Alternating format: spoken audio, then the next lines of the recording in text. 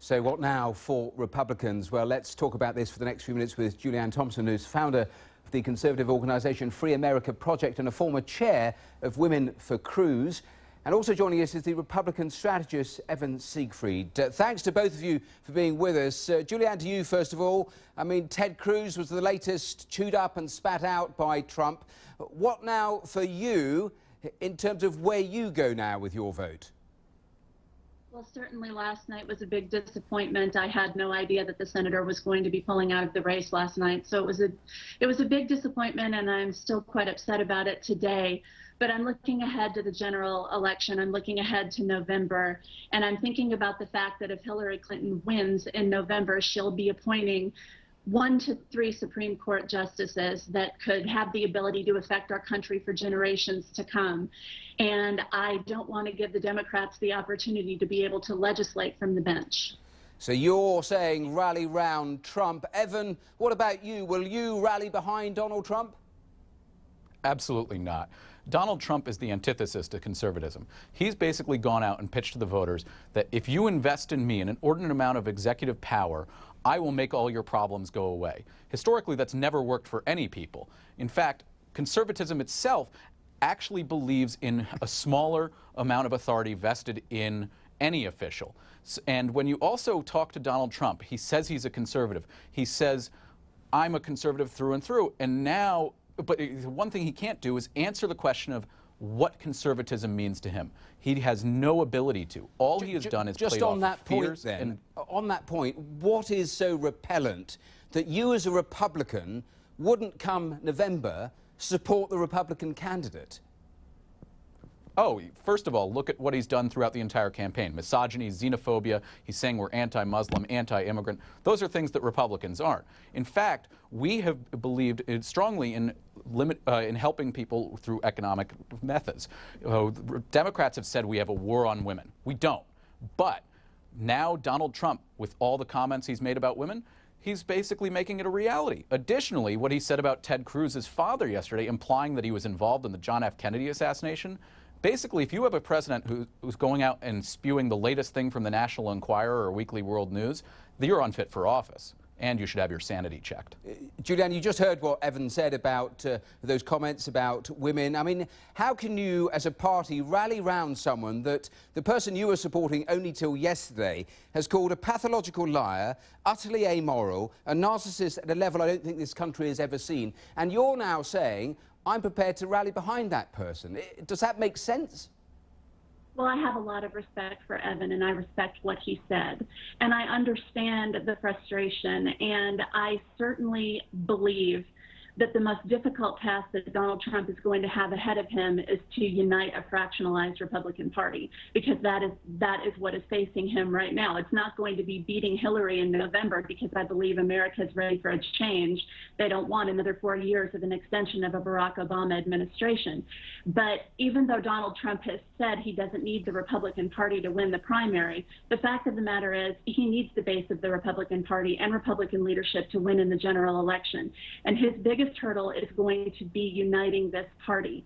And even though I do not agree with a lot of things that Donald Trump has done throughout this entire election cycle, and many times I have said, you know, that's going to be the straw that broke the camel's back, he can't survive that, I believe that we need look no further than Washington, D.C. and the lack of leadership that people have seen coming out of Principles are only those if you stand by them when they are inconvenient. And that's what I'm doing. It's inconvenient for Hillary Clinton to go into the White House. Well, that might be an understatement. However, Hillary Clinton, we know what we're getting, whereas Donald Trump, he seems to be unhinged. 51% of Republicans who voted for candidates other than Donald Trump in Indiana last night said they would never vote for him in a general election. We are going to get killed. We're going to lose the House, the Senate, if we ride down this path. And you know what? If that's what's going to happen, perhaps it's a wake-up call we need as a party to modernize. It's very distressing, but 4 years of Hillary might be better than 8 years of Donald Trump. Julianne, respond to that. 4 years of Hillary, better than Trump. I would have loved to have continued my response. I didn't interrupt Evan, and I would appreciate it if he didn't interrupt me.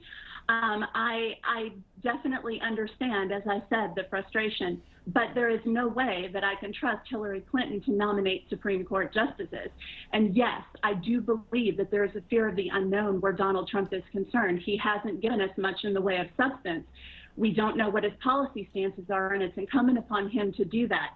But we're coming up 12 hours after the Indiana primary, after Ted Cruz is pulled out of the race, and we're wondering, what do we do now that we have a presumptive nominee? And I am not prepared as a lifelong conservative and a lifelong Republican to pull the vote for Hillary Clinton and allow her to dictate what this country is going to look like for generations to come. Evan, you are talking about effectively splitting the party. Let me put a really simple question to you. If everything you say is true, why is Donald Trump doing so well? Why is he so popular?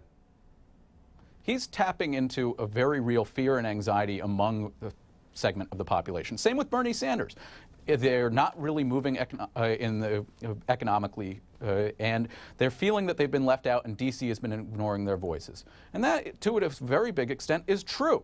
Unfortunately, Donald Trump is basically becoming a Pied Piper and saying, I'm going to take advantage of this, and I'm going to lead you to my own benefit. He has not outlined how he would help anyone. He's just talking about himself and hurling insults at everyone. Lying Ted, Little Marco, Jeb Bush's low energy, crooked Hillary. Hillary Clinton does have some moral and ethical problems, but I trust her with her. I trust her to have access to the nuclear codes. You're a strategist, though. You're a strategist. Is there anything that he could do now, in your view, that could turn things around to actually unite the party? Well, he would have to pick a vice presidential candidate that would be somebody that the so-called establishment could rally behind. At the same time, with the numbers and unfavorabilities among every key demographic Republicans need to win in November, I don't think he can unite the party and win over swing voters. Millennials, women, who are 54% of the vote, African Americans, Hispanics, they all universally despise him in some very high ratings, 80% in some cases. I don't see how he can unite the party, especially when 51% of Republicans in Indiana last night who voted against him said they will never support him in any circumstances. Julianne, you heard what Evan said. You clearly think he is wrong, because that is exactly what you want Donald Trump to do, unite the party. I understand the point about Supreme Court judges, but how do you even begin to unite a party, given some of the things that have been said and policy things over the last few months? Well, it's not going to be easy, that's for sure, but I'm actually shocked that Evan would say he trusts Hillary Clinton with the nuclear codes far more than Donald Trump, when Hillary Clinton couldn't even do anything to protect our ambassador in Benghazi, and essentially helped issue in their death, his death, along with the death of our former Navy SEALs and CIA contractors. It's a deplorable statement, and I most certainly would trust Donald Trump with our national defense and national security far more than I would Hillary Clinton. And I'm looking at those issues. I'm looking at national security. I'm looking at the state of our foreign policy, which is basically non-existent under Barack Obama. I do not want another 4 to 8 years of an extension of America being absent from the rest of the world. Evan, you were laughing there. Sorry to cut across you there, but Evan, you were laughing. Why? This is sort of ridiculous. Donald Trump, he got so upset at an article saying that he had tiny hands that he sends Graydon Carter outlines of his hands all the time and say, see, not so tiny. He is one of the most thin-skinned men, and you want to give a thin-skinned, knee-jerk guy access to unlimited power, to where he could literally obliterate the world many times over with the arsenal that we have as a military. What if Putin does something does something that really provokes him? Will he do a tweet storm, or will he do a nuclear missile storm? I hope more of the former, but the latter is a possibility with this guy. He is unbalanced. Which is quite an extraordinary thing to say as a sort of Republican supporter, a strategist. A final thought from both of you. A, do you think he can win? And where do you think the Republican Party will be 6 months from now? I personally think that the Republican Party will be having to pick itself up by its own bootstraps in view how it's going to want to work in the next 2, 4, 8, and 10 years. We actually are shrinking from the base that we've relied on. We've relied on rural voters and baby boomers, and both of those key segments are disappearing from our map, whereas we need to start winning over millennials and urban voters who are the key to the Republican Party's future, or any party's future. Julianne. Millennials, by and large, support Bernie Sanders, so I don't think we're going to win over a lot of millennials unless we promise a lot of free stuff. But speaking to where I think the Republican Party will be in 6 months, I believe that we have the strength to unite. I do believe that. I believe it's going to take a lot of hard work. I believe that it's going to be incumbent upon the nominee to reach out to not only the other candidates and the other candidate staff, but to grassroots activists who have actually been in the trenches for these other candidates. I did not start out as a Donald Trump person. I did not start out as a Ted Cruz person. I started out as state co-chair for Scott Walker.